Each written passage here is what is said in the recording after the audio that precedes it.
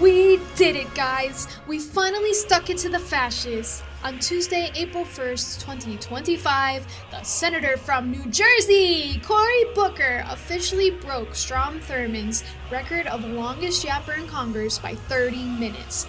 As of today, our future is bright. We now have Medicare for all, socialized housing, unions in all workplaces. It's just truly a utopia. Oh wait, nothing happened. So why are liberals so euphoric right now? Okay, so what happened and why do I care? Essentially, Congress does really petty stuff, and some of the strongest examples have become memes over time. I intend to speak in support of defunding Obamacare. Do you like green eggs and ham? I do not like them, Sam I am. I do not like green eggs and ham. So, according to the first Google search, with the AI overlord that now automatically answers my every question, biding his time before it enslaves me and the rest of humanity stole from Wikipedia was... A filibuster is a tactic used in the United States Senate to delay or block a vote on a measure by preventing debate on it from ending. It's basically how politicians throw temper tantrums. It's messy, inconvenient, none of the adults are really listening, but are all super annoyed. And it's been used as a form of protest and disruption against some pretty universally good bills like the Civil Rights Act, Affordable Care Act, and Stop Killing Babies in Palestine Act. I'm just kidding. We know the politicians will never take away their favorite pastime. That brings us to Cory Booker, the senator from New Jersey. This is the biggest story in the country right now. I would say the man of the hour, but he might be the man of 25 hours. What Cory Booker did over the last 24 hours may have changed the course of political history. A Democrat actually doing something. And when I look at Cory Booker, I feel like Cory Booker's fighting for them. Cory Booker's speech was unlike anything we have ever seen before. Stop it! Knock it off! Go get some honey for those throats. This is stupid.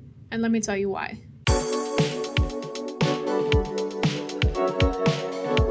Now, hold on, Libbies of the internet. I have my reasons for thinking this is stupid, other than the typical right-wing goading and whining because all their senators can't talk for 25 hours straight because, they're busy freezing up.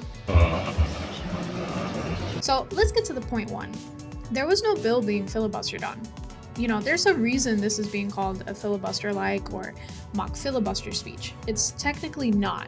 See, there was no bill in debate. Rather, it was more of a protest against the Trump administration in general. Very general? Besides him not really having a theme or a specific topic, which most filibusters don't. I do not like them, Sam I am. I do not like green eggs and ham. There was nothing on debate on the Senate floor.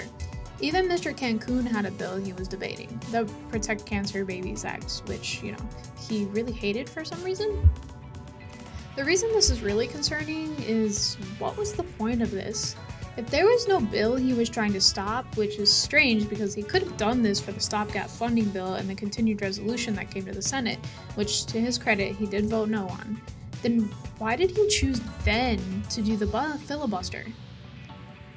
I've already covered how he and other members of this party view his intentions, a protest, a way to stick it to the man, but the truth is, he was just doing a performance. Yeah, I know, a politician performing? No way. But listen, it's much more insidious than that. So we all know politicians are performative and charismatic, but there's more to it than that. We can list off on the top of our heads all of the politicians who came from movies or TVs or Nickelodeons. Arnie, Reagan, Cynthia Nixon, Al Franken, the star of Punk'd. Plus, so many of the political commentators we know and give money to for no reason are former TV and movie and theater kids. Ben Shapiro, Sam Cedar, Beats his wife Crowder, Sean Hannity. Most of them failed in the industry and decided to ruin people's lives in other ways, but there's a huge correlation, if not causation, of entertainers to politicians and commentators. And why is that? Entertainment. A good performance keeps the audience engaged. To have a good performance, you need to be entertaining, and you need to grab attention. Take the most famous filibuster in recent history. One of the great philosophical conundrums with which we must all wrestle is whether Obamacare is more like Jason or Freddy. Oh my god, that never gets old. He used to be so hot back then. Anyway, back when I was a little bootlicking 14-year-old Republican, I remember seeing his filibuster live on Fox News, and I thought it was just the coolest thing in the world. I remember feeling the sense of, wow, this guy is really out here sticking it to the libs and fighting for the little guy. I bet he would never go to Cancun for his daughter's sleepover when people were freezing to death from their failed infrastructure. And it got me motivated, made me feel like I was part of something. And the green eggs and ham stuff, oh my god, I ate it up. It was entertaining and captivating, a little rebellious, really stupid, everything a good filibuster is supposed to do. While the news media is choking on his long, hard speech, the base, the average Americans, currently getting laid off from their job and paying $8 for eggs if they could get any, did not care. So what was this? Obviously, it was a performance, but for whom? It didn't fire up the base, it didn't target a specific issue, it didn't fight any bills, and it's worse than yet, it was boring. 25 hours, and even in the clips they made of it, it's a boring, typical politician speech. There was no peeing in trash cans, no children's books, just a big yapper. And it isn't like this was his first time. In 2016, after the Pulse shooting in Orlando, he and the senator from Connecticut, Chris Murphy, held a filibuster for a gun control bill. And even though the bill eventually failed and it only lasted 15 hours, freaking rookies, it was much more powerful, entertaining, and effective. There was an actual bill too, so it's perplexing why Booker decided to go about his filibuster the way he did. I mean, that isn't to say there weren't powerful themes either. His callback to breaking known racist Strom Thurmond's record was poetic, and his reverence for John Lewis was apt. But it was lost in a sea of unguided and boring performances. And that brings me to the last reason I dislike Booker's speech. It's rewarding Democrats for doing the bare minimum in the fight against this administration.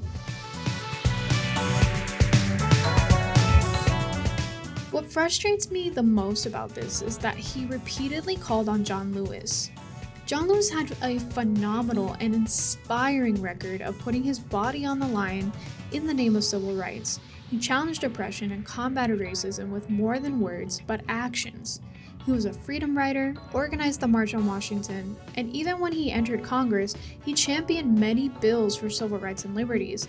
In fact, during that same time, after the Pulse nightclub shooting, John Lewis held a sit-in in Congress, an act that much more effectively brought attention and publicity to the movement against gun violence. Cory Booker did not do any of that. Sure, he's got a record of championing healthcare, which is a big part of his speech for some reason, as well as social reform, and he's helped author bills in these areas. However, right now, in the middle of a hostile fascist takeover, the Democrats, not just Cory Booker, are doing nothing but performance. And it's not even a good performance. Chuck Schumer continues to capitulate to Republicans, bending to their every demand. They voted for cabinet nominees, the budget, and the only thing they do in protest is talk for 25 hours? This isn't helping. This isn't fighting fascism. Right now, innocent people are being black-bagged and deported for their political beliefs, for protesting, for simply having tattoos.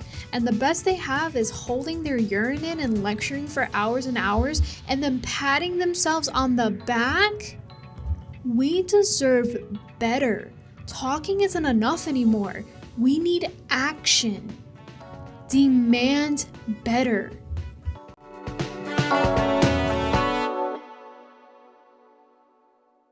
So, to wrap this whole thing up, filibusters are a thing, and they're not going away. There have been many challenges to filibusters and attempts to ban them that have all failed, so they're pretty much here to stay. Do I appreciate the poetic nature of what Cory Booker did? Yeah, sure, but it's not enough. I think in the past, filibusters were cool if they were done right. They motivated your base, got people talking, but it's not enough anymore, especially the way Cory Booker did his. I think it can be effective if it doesn't stop there. Democrats need to use the publicity to show what they plan to do to combat Trump's administration, to get their voters to rally behind them and take action and get politically involved. But already, it doesn't look like that's happening. Already a few days afterward, the hype is sailing, and by the time you're watching this, you might not even know who he is or what he did. A footnote in the history of America's downfall. I'll leave you with this.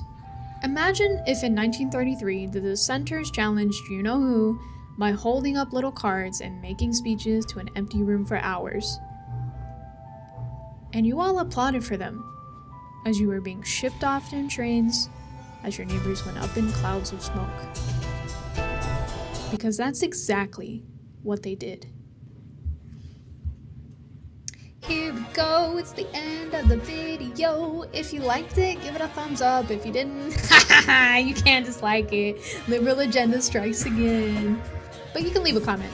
I mean, I won't read them, but you know, American hyper-individualism and all that. I've got some other videos on my channel too. Look at those. Look at them. I worked really hard on them. Seriously, like, I have a full-time job outside of this. It sucks.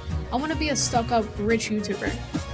I mean, don't worry, I won't say like the N-word or diddle kitties or anything, but Jesus, I can't end my outro like that. Here's an impression of Bernie Sanders. I am once again asking you to financially support me. I'm trying to give you free healthcare, and you're all dumb fucks.